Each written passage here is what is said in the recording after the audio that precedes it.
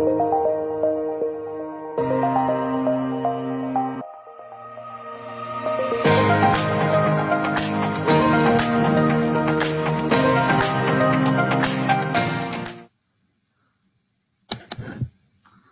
this is Dr. Gulshan Sani, your physics tutor.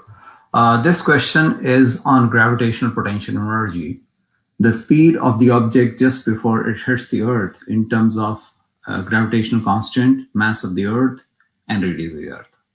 An object is dropped from the altitude of one Earth. That means the distance of the object from the Earth's surface is radius of the Earth. Neglect air resistance, let m be the mass of the Earth, r the radius of the Earth, the speed of the object just before it hits the ground. You have to calculate in terms of mass of the Earth and radius of the Earth. Draw a diagram to show the initial and final positions.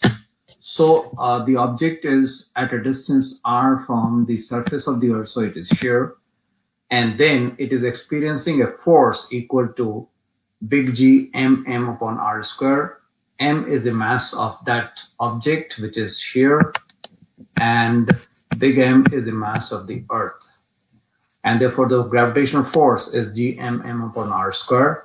Now, what we do here is that we find out the force acting on the mass small m when it is at this location, and then how much is the work done if you move this mass through a short distance dr. So if you move it through a short distance dr, then work done is equal to force multiplied by the distance moved. And if you want to calculate the total work done in order to take this mass from here to here, it will be f dr, and that's to be integrated from the limit, that is when its distance is 2r, to the final position where the distance is r. So if we integrate gm upon r squared dr, its integral is 1 upon r square, integral is negative 1 upon r.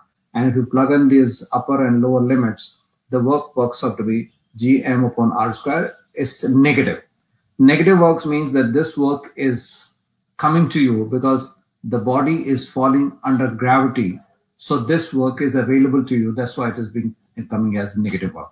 But if you take only the magnitude of this work, then this work provides kinetic energy to this mass, and therefore half of mv square, that is kinetic energy, equals to this work, which is gmm upon 2r. So if we equate the two, this small m mass gets cancelled, and therefore v square is equal to big G m upon r, which gives us v equal to square root of gm upon r.